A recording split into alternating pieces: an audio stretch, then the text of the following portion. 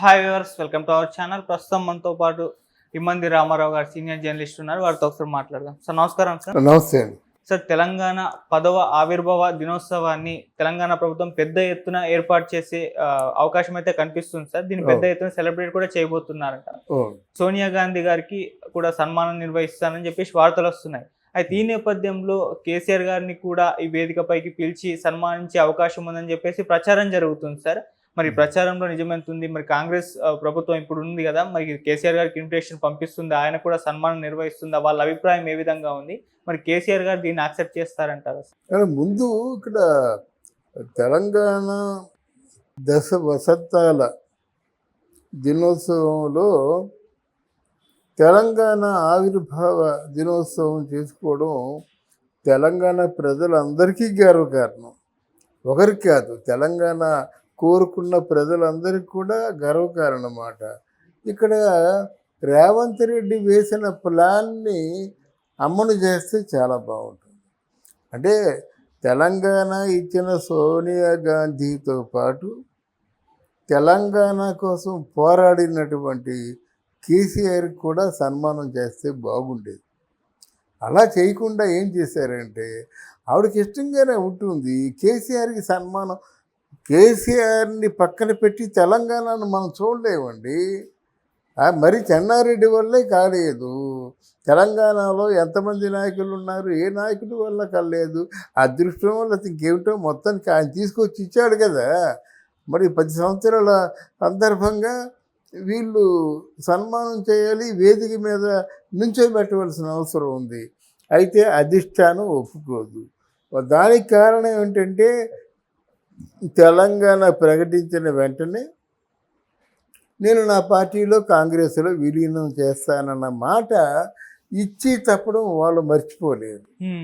అంటే 10 సంవత్సరాలకి మళ్ళీ తెలంగాణ మీద కాలు పెట్టే అవకాశం కాంగ్రెస్ పార్టీ అంటే వచ్చింది. దాని తర్వాత వీళ్ళకేంటంటే అంతర్గతంగా ఎవరు కూడా బాగలేరు రాష్ట్రంలో. కేసీఆర్ అంటే రేవంత్ పట్టడం లేదు, రేవంత్ అంటే కేసీఆర్ పట్టడం లేదు. రేవంత్ ఇక్కడ రాజకీయ చాతుర్యంతో తనని కాలు పట్టుకొని వెనక్కి లాగే వాళ్ళందరినీ కూడా అలా సర్ది చెప్తున్నాడు. ఆయన సర్ది చెప్తున్నాడు అన్నమాట. అంతలో ఈ అవకాశాన్ని అంటే అందిపుచ్చుకొని పెద్ద ఉత్సవం చేయడం అయితే బాగుంటుంది. కానీ మీరు 6 గ్యారంటీలు అన్నారు కదా, 6 గ్యారంటీల్లో ఎన్ని గ్యారంటీలు అమలు చేశారు అనే ప్రశ్నకి సమాధానం చెప్పుకోవాల్సిన అవసరం రేవంత్ రెడ్డికి ఉంటుంది. అంతే కదా. పెద్ద వైభవంగా చేశాం కదా. మేము ఆ రోజు చెప్పాం, 6 గ్యారంటీలు అన్నాం, 3 గ్యారంటీలు అమలు చేసాము, ఇదిగో దిస్ ఈజ్ కాంగ్రెస్ పార్టీ అన్నారు కదా. అక్కడ ఏం లేదు, అరకొరగా ఏదో చేస్తున్నారు అనిపించుకున్నారు, కానీ వీళ్ళు పరిపాలన బాగుంది అనిపించలేదు కదా. అక్కడే మన బొందగడ్డ, అక్కడ పెద్ద గీతులు ఇవాళ పేపర్లో చూసామాట. ఇవన్నీ ఉన్నాయి. అది రిపేర్ చేయించండి. మేము చేయించమంటే వాళ్ళు చేయించమంటే మీరు, ఇద్దరు కాదు. ఆ కాంట్రాక్టర్ చేయించాలంటారు, ఆ కాంట్రాక్టర్ చేతులు ఎత్తేసి ఎంతవరకు మీరు చేసి ఇవ్వమన్నారు, మీరు చేసి ఇచ్చాము, మీరు చూసుకున్నారు, మీ ఎక్స్పర్ట్ చేత టెక్నికల్ ఎక్స్పర్ట్ చేత చూపించుకున్నారు, ఇక మా బాధ్యత లేదన్నారన్నమాట. ఇటువంటి లోపాలన్నీ కళ్ళకు కట్టినట్టు కనిపిస్తుంటే మరి ఈ వైభవం ఇది అంతా సజావుగా సాగుతుందా అనేటువంటి ఆలోచన నాకు ఉంది. ఎవరంటే ఇట్లాంటి వైభవాలు ఏంటంటే పార్టీలు ఖచ్చితంగా జరుపుకోవాల్సిన వేడుకలు ఇవి.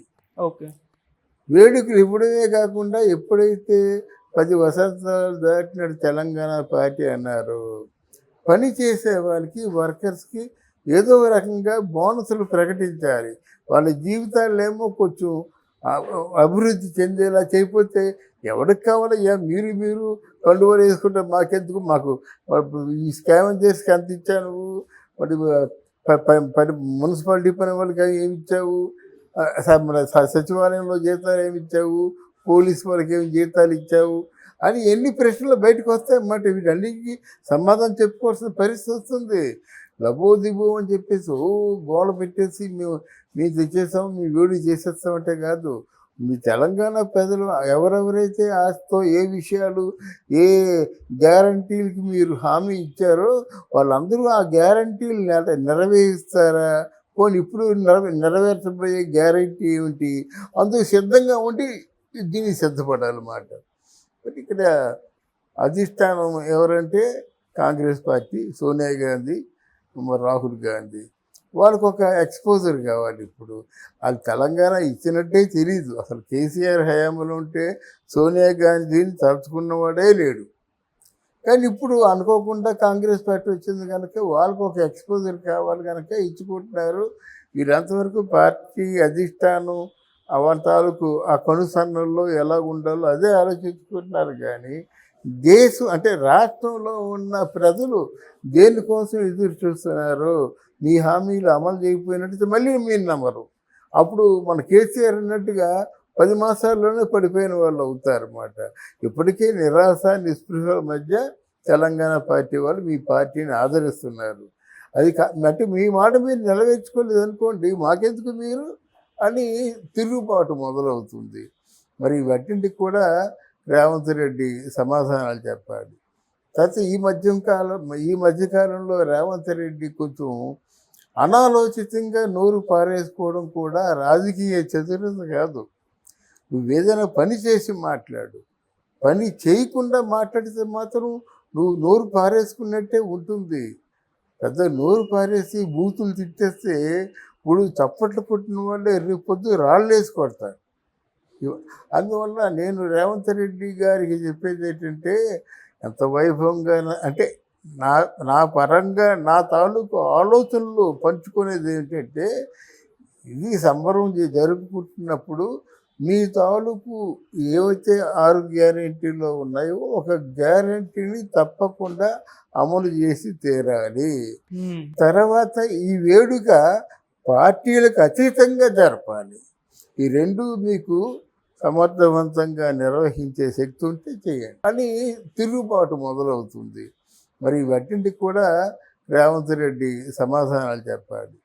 తర్వాత ఈ మధ్యకాలంలో రేవంత్ రెడ్డి కొంచెం అనాలోచితంగా నోరు పారేసుకోవడం కూడా రాజకీయ చతురత కాదు. నువ్వేదైనా పని చేసి మాట్లాడు. పని చేయకుండా మాట్లాడితే మాత్రం నువ్వు నోరు పారేసుకున్నట్టే ఉంటుంది. పెద్ద నోరు పారేసి బూతులు తిట్టేస్తే ఇప్పుడు చప్పట్లు కొట్టిన వాళ్ళే రేపు పొద్దు రాళ్ళేసి కొడతారు. అందువల్ల నేను రేవంత్ రెడ్డి గారికి చెప్పేది ఏంటంటే, ఎంత వైభవంగా అంటే నా పరంగా నా తాలూకు ఆలోచనలు పంచుకునేది ఏంటంటే, ఇది సంబరం జరుపుకుంటున్నప్పుడు మీ తాలూకు ఏవైతే 6 గ్యారెంటీలు. Okay sir, thank you so much. Thank you మా.